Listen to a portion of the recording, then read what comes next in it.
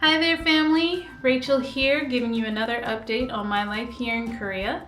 The last time that I sent out a video, I was saying that my next adventure was going to be my first trip outside of Daejeon, which was to Songnam for my orientation. And I can hear you saying, but haven't you already been there for like a month? Why, yes, imaginary person, I had been there for a month. And that doesn't matter because orientation has to be done, so we did it. So went out to Songnam, and I'm happy to say that we did not get lost. There were a lot of stairs, lots and lots of stairs on our journey there. But luckily, I, for the first time probably in life, managed to pack light enough that I wasn't dragging a bag. So yay me! Anywho. So orientation for Epik normally is at the beginning of your term before you even go to your school. It's 2 weeks, you stay in a dorm, you have seminars and cultural experiences, and it's usually, I hear, very helpful, or at least in some degree helpful, to those who are about to be thrown into this new environment. In our case, we had already been in our environment for quite some time. So that being the case, I was rather apprehensive about how boring and potentially useless the whole endeavor would feel. And I was not disappointed in that a lot of the seminar names still had the same names that you would have had you not spent a day in Korea. So things like Survival Korean and Your First Class and Cultural Differences. So the actual schedule did not really change despite the fact that we had already been here for quite some time.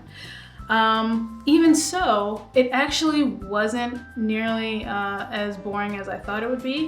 What it turned out to turn into, what it turned out to be is more of an environment for us to kind of trade notes on how our experience was compared to someone who was, say, one city over in a smaller town, or even in the same city but somehow having a completely different experience. That's something that I thought was most interesting.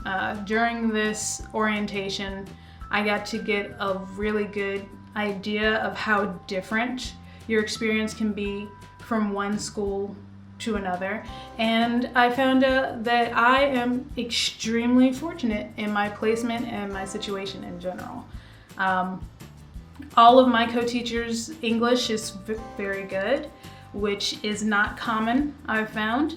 My apartment is very close to my school. I don't have to take a bus. I can just walk. It's like 5 minutes. Not always the case. I only teach at one school. There are other teachers who have to go to multiple schools because they're the only native teacher who is in that smaller area, in those smaller, more rural cities. So being able to compare those notes, I thought that was very interesting. It was also interesting to suddenly be surrounded by so many English-speaking people.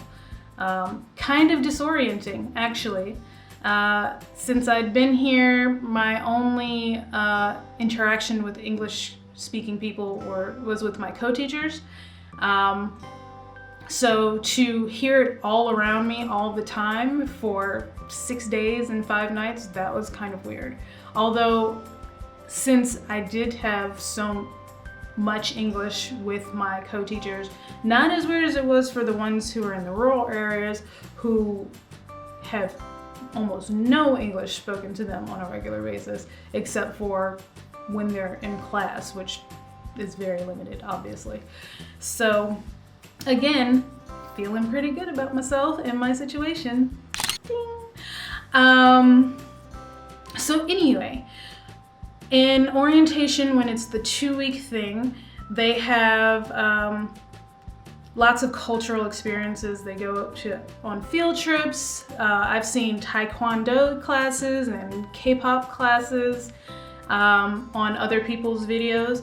We had a condensed version, so we did not have quite as much of that going on, which, you know, sad face for us, but we did get a good amount of cultural experience considering the time frame that we had. Our first cultural experience was on day 3, and we went to, we saw 3 places actually. We first went to the Dokdo Museum, and this is a museum about the island of Dokdo, which is basically it's disputed land.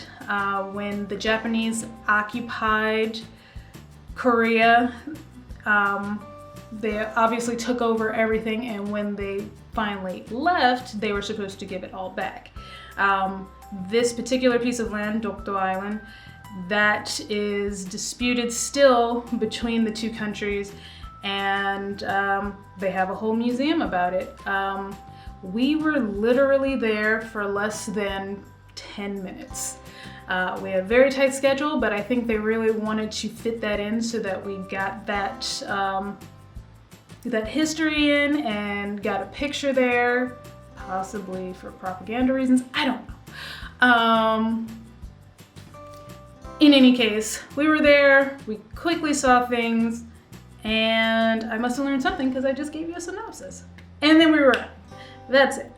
So after that, we went to, what is it? Gyeongbokgung Palace. Forgive my pronunciation. Gyeongbokgung Palace was beautiful. Very nice. So much color. It really felt like you were walking into a historical site, you know? Although there were still skyscrapers within view, but so it's kind of an odd juxtaposition. There were also people who were, apparently if you were wearing traditional hanbok, you got in either at a discount or for free. So there were people in traditional garb all over the place. So that made it even more surreal, kind of. I will show you some pictures. If not on this video, I'll make a compilation video, or maybe I paused myself already and it's doing right now. Anyway, while we were at the palace, it so happened that that day was one of the worst air quality days I'd ever experienced while here. So much so that they gave us masks so that we could, you know, protect our airways. So all of the pictures with me in it there will be a mask. You will not be seeing my face.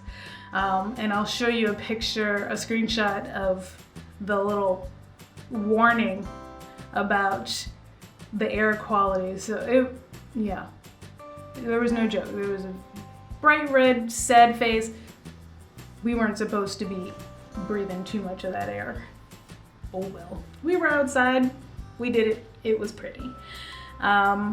Okay, so we also, after we left the palace, we got to see a bit of Insadong, which is a street, a really interesting street with lots of galleries and, you know, little shops and just all kinds of cultural life, you know? We once again did not get to see very much of it. It was very short. We got to walk up and down the street for maybe a half hour, maybe. Probably not quite. But it was good to see, and it was a good preview for what I will see again, because I have to go back.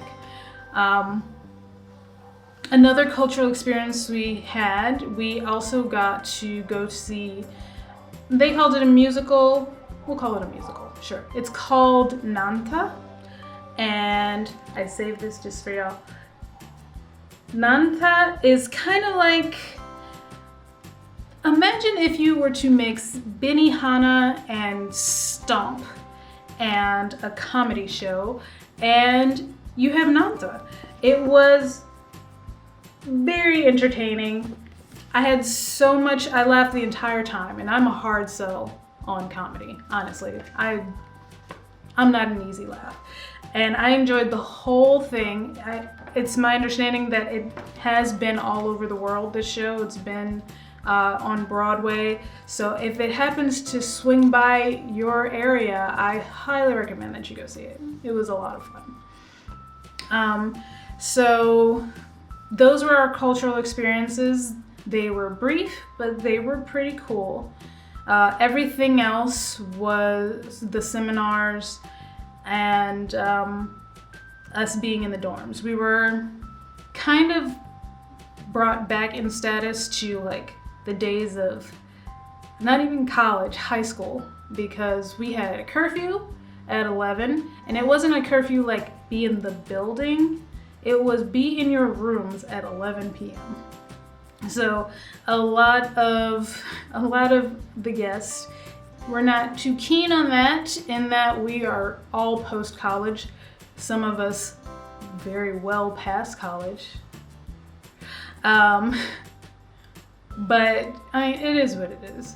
They definitely wanted to keep a certain environment, and part of keeping that was keeping it very regimented. All of our schedules were very precise. We had things to do from breakfast all the way into the night, day after day after day. So you always knew where you were going to be. That being said, by the time we were drawing to a close, I was so ready to go. No more peopling for Rachel. Had enough. No more peopling. Yeah. Not really my kind of thing to be required to be around people 24/7, no escape. No escape. No escape. So, while it was nice and not quite as boring, still kind of boring, but not quite as boring as I thought it would be, I was very much ready to go by the time it was over. And actually, I had really been missing teaching. Like, I've wanted to feel more productive. I came here to teach, I enjoy teaching. I was looking forward to getting back to my work. So by the time it was all over, I was glad to get on that train. So we saw some stuff. We got to interact with lots of people. I have way more Facebook friends than I had before, and it's good to see what everyone's doing, and when things come up to do as a group or a vacation comes up, I'm glad to have those contacts and know what's going on. So all in all, totally worth doing. But once it was done, I too was done. So yeah, that was my orientation experience. Hopefully that was somewhat interesting, and I will tell you about my next trip out, which is to an island that I will name on the video because I can't remember the name of it right now. So until next time, family, I will talk to you later. Bye.